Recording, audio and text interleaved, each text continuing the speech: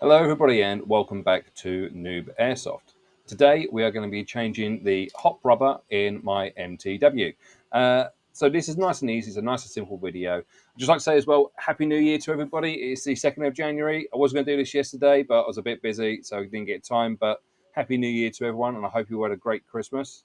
Nice and simple this. To change the hop rubber, all we need to do is we need to get in here.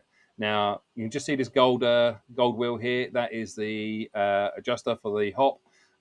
This is a Silent Industries hop that goes, obviously, all the way through with the barrel.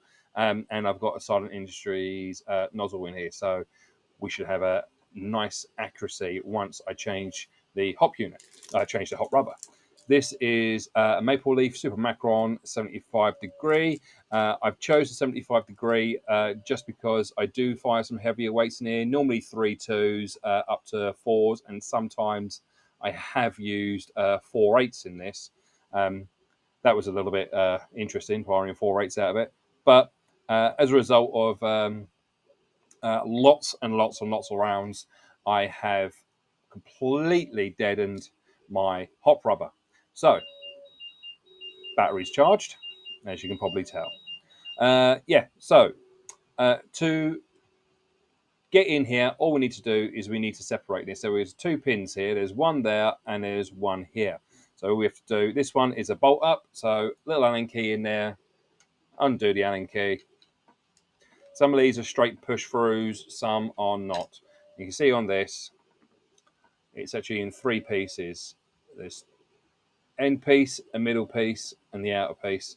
Okay, and as you do those up, they clamp in and separate slightly. They go at an angle, and that just holds the front end nice and tight where it should be. The other one, we go around the other side, and we push this pin out. Can be a little bit stiff, so sometimes you need a little pry tool just to push it out. We pull that through, and there we go. We now have a separated MTW. Now, I don't need to go no further than this. Well, actually, no, yes, I do. I forgot this isn't an AEG, is it? Do. So to get into here, I need to take out this little piece in here, which holds everything in place. Take that out. And then we need to take this piece out.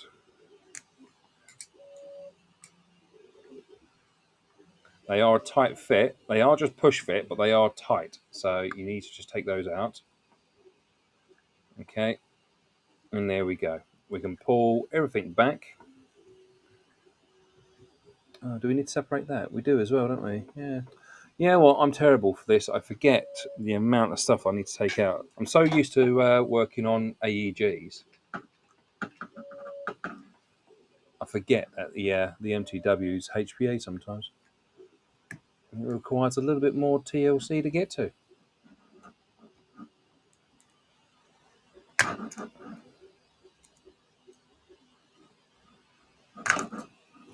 Come on, yes, swine.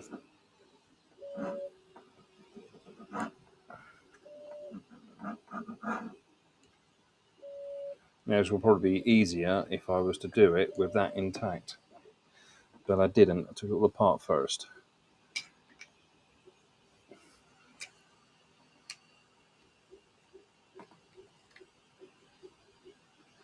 Why won't that go through in? So you can just about see inside there. There's the connector. Now the hole in this was enlarged so it can come straight through as when needed. But today, for whatever reason, it's decided, because it's on camera, it doesn't want to do it. There she goes. There we go. All right. So there we have the lower and the upper. All we need to do is we need to get this pipe under through here and slide everything out so I can then take the hop unit out. Now, people are going to probably cry at me in a minute because I'm doing this but this way, but I don't care because I've done it this way a dozen times and it hasn't broken me yet. So all I do is push the motor nut forward, push that down, and there we go. Now we do have this little piece. Now that is the connectors. So that joins, there's the bridge basically that joins the upper and the lower, because the solenoid's got a little, or the HPA engine's got a little solenoid in it, which is electronic. And if you see on the upper up here, we've got two, there we go, nice angle, two little contacts. Now they are just springs, and they make contact with these two screws here, and it transfers the signal through. So all I need to do is I need to take off the little plug at the back here. You see, if I just pull the engine back a little bit, you'll see right there is a little plug. We pull that out, push the engine back forward again, and that comes through. Do be careful with these connectors. They are a little bit delicate, so you don't want to yank them too much. But once that's out, here we go. One engine out, followed by, here we go, one barrel and hop unit. So as I said, this is the Silent Industries hop unit. Nice and simple. They are, I think they're pretty good. Some people will go, oh, you need to put an Eon in, or oh, no, the original one's just as good. Well, I bought this unit secondhand from the guy you may well know, which is old Mother Goose. I bought it secondhand off him, and he had put one in there already for it. So I'm kind of like, well, let's just run with it, because if that's what we got, great, we'll run with that. But we're going to change this over. Now, you can never tell when you're looking at these, unless there is obviously a lot of damage to them, you can't tell whether or not they're worn out. It does feel a little bit hard to touch. You know, they're supposed to be quite pliable and supple. It definitely feels a little bit hard to me. When you can compare it to the new one, this does feel a bit harder, and it looks like a G&G green. But yeah, I've gone for the Super Macron, just because I prefer them. Some people don't like them, but I do. So once again, some people might argue, but you can't get any lubricant on the inside or inside of your barrel or inside your hop or anything, because it will cause massive inconsistencies. But what I do is I put a tiny, tiny little piece. Now, you probably won't even see that. I've got, the tiniest little amount of silicone on there, because I think that just allows it to settle in place better than anything else. It's better to go in with a little bit of lube than it is dry. But yeah, just a little bit of lubricant, just on the outside. I mean, most of it is on my fingers, and all I'm doing is I'm just rubbing the outside, getting it a little bit warm, getting it a little bit lubricated. Everything's getting covered with very, very thin film. And then if you look on the inside of your hop rubber, you'll see a line. So here it is. It's just at 12 o'clock. You won't be able to see it on camera, unfortunately. My camera is not that good. But there's a little line there, and that marries up to the line that is on the outside of the barrel. Once again, there we go. You can see that there. So all you have to do is just line those up. So we look down the inside of the barrel, make sure they are indeed lined up, and you slide the hop rubber on the end of your barrel. Now, these should all go in nicely. There should be minimum amount of resistance, really. You don't want them to be, oh, here we go. Come on, baby, get on there. You don't want them to be out of place. They should sit in there quite nicely. Just a little bit of prying to come down. So there she is. She's on. Now, you can see where, when I look down where the line is, I can see that the line on the rubber actually is in line with the groove, which means my hop's in the right position. And when I look inside, I'm looking inside. Once again, you won't be able to see it, but oh, there you go. There's a little detent for your hop. So where are we? There. So you just see that little mark there. That's the actual contact patch. That is what causes your BB to have backspin on it, which gives you a greater distance. But we're all in line, we're all where we should be. So the next port of call is to align it back inside with the unit. Now, the hop unit. So this is nice and easy as well because it's kind of all idiot proof, to be honest. It's probably why I can do it. But what you do is I like to just slide those back in, get that all back in there nicely. You've got a little spacer here which sits or should have some kind of detent on it. It's not sitting in the right place at the moment.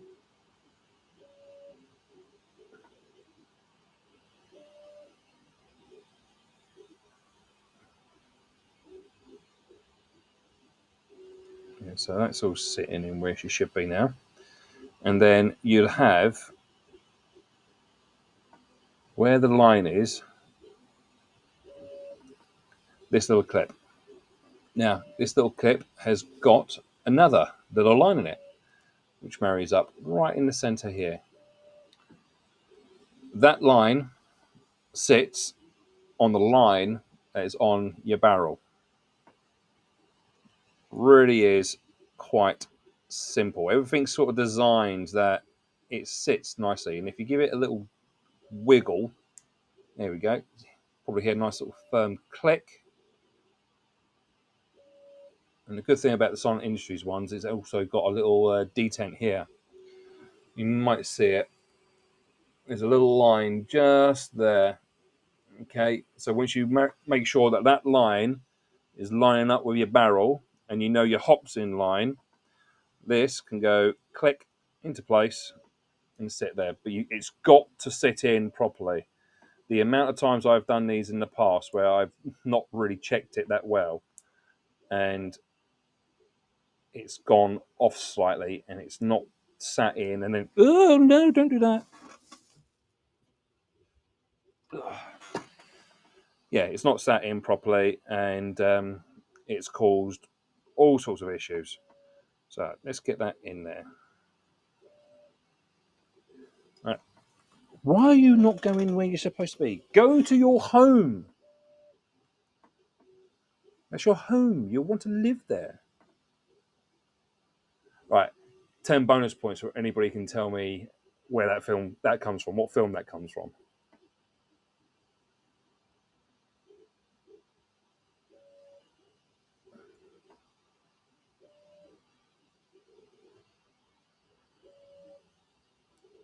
Yeah.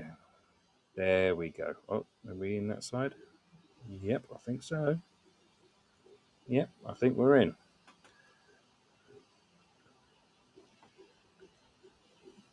Yeah, take that little spacer out. All right, so there we go. Spring back on, and all that does is that spring sits on the inside of the upper, sits in here, and that pushes this back, which then pushes it into your engine. Okay, so everything all lines up nicely. That's where you want it. But yeah, but that is it. It is that easy to change a hot rubber. What's that taken? Well, here we are at 13 minutes in total, and that's with me gassing and still screwing it up. So we put the barrel back in, opening, facing up towards you.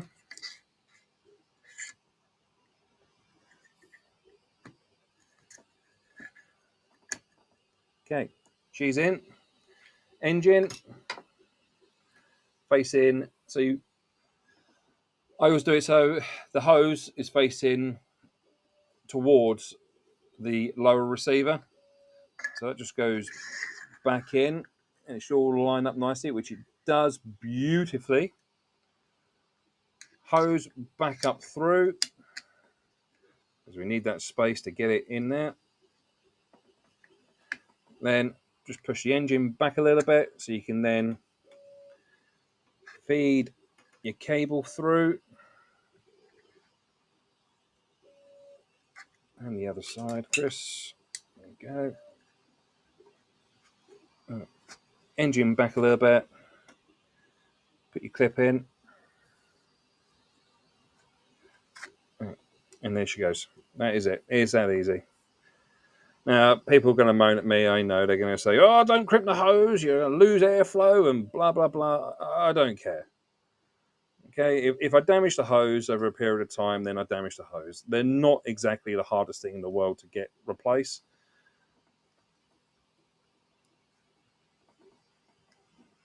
So now we need to push this back forward. Is she in place? It looks like it's rotated slightly, so let's rotate her.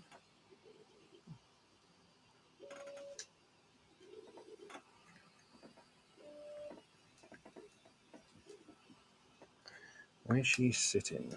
She needs to be sitting there. There's a little locator on the bottom of the. Here she goes. Right, there you go. So there's a little locator on the bottom of where these 2 points are. There's like a little cup, and that cup sits over the air intake, so it keeps everything, or helps to keep everything in line. Then we have this little piece to go back in, which just sits in there once again.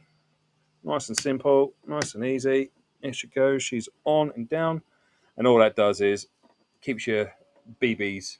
So your BBs go in through there, and there's a little lock retainer. You may just see it. I know I'm already out of a screen, but there you go, little lock retainer. So it just keeps BBs in there. Right, there you go. That's your hot rubber has been changed. It is that easy. It is that easy. This Where's the old one gone? The green one now goes in the bin. There she is over there. Green one now goes in the bin, which is under my desk. Gone, never to be used. Um, some people keep them for other purposes. I don't know why, to be honest. Why would you keep a rubber that's all but dead? It's not my idea of fun. I have had so many of those in the past that I thought were good and turn out to be rubbish because I have made the critical error of putting in a bad one, thinking it was a good one.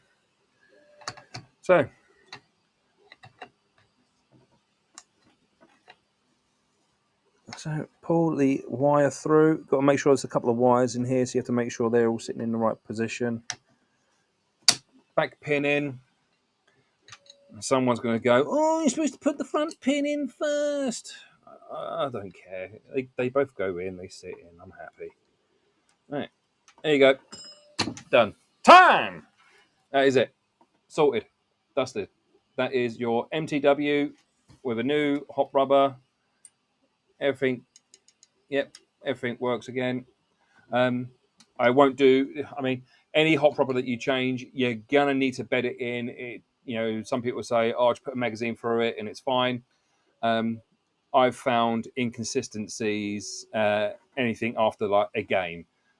So after you've had, one full morning of playing, run through however mags you. I mean, I normally run. Um, any 4 to 6, sometimes up to 8 of these, depending on what game mode we're playing. And if I know I'm going to be absolutely beaning everybody and anything in the way, then yes, you're talking a couple of thousand rounds, and then it should bed in. There are videos out there from guys like Jaeger Precision and things like that that will go into how you can bed them in. There's processes that they go through, but to be honest, I like to do it natural. I mean, I can take this down to my local, take a couple of drum mags with me, whack them in, and just fire an absolute boatload of twos through it just to bed that hop in. And she's good as gold off that, and then I can start running my heavier weights. I only use twos as well because they're obviously a lot cheaper than the others. But yeah, no, that's it. That is it. Nice and simple, nice and easy, simple hop change. We do have a couple of videos coming up. I have been given a couple of riffs to do some reviews on. If you're in the industry, if you're in the sport, MTWs, they are just what they are. I mean, everybody, if you run HPA, everybody either wants an MTW or they have an MTW. They are really, really, really good. They're fantastic little bits of kit, and this is mine. I love it. I would not be without it, and I would not be selling it either. It is one of those I think it's fantastic. I did change the restock on it. It's a PTS one. Yeah, it's PTS stock, just because I like the bigger stock in it. I once again, I'm a bigger guy, so for me, the bigger stock is brilliant. Not only that, I've rear wired this one rather than some of them have them in the in the grip. I've rear wired this, so my battery is in here, and not only that, I can run whatever on it. I've got a couple of adapters, so if I just want to put in a big 7.2, I can. I can just be a 7 volter, leave it in there all day long, and it's fine. It's never going to run out of power. Um, I have had a couple of the smaller little HPA with the JST connectors that sit in the grip die on me, just because they are old batteries and stuff like that. But yeah. But anyway, yes, I'm waffling on. That's it, guys. Thank you very much for watching. Don't forget to like and subscribe. Leave a comment if you want to. And we've got some goodies coming up very, very, very soon. Going to be some really nice guns or riffs, should I say, on for review very, very soon. Stay tuned, guys. Thanks a lot for watching. Take care. Bye bye.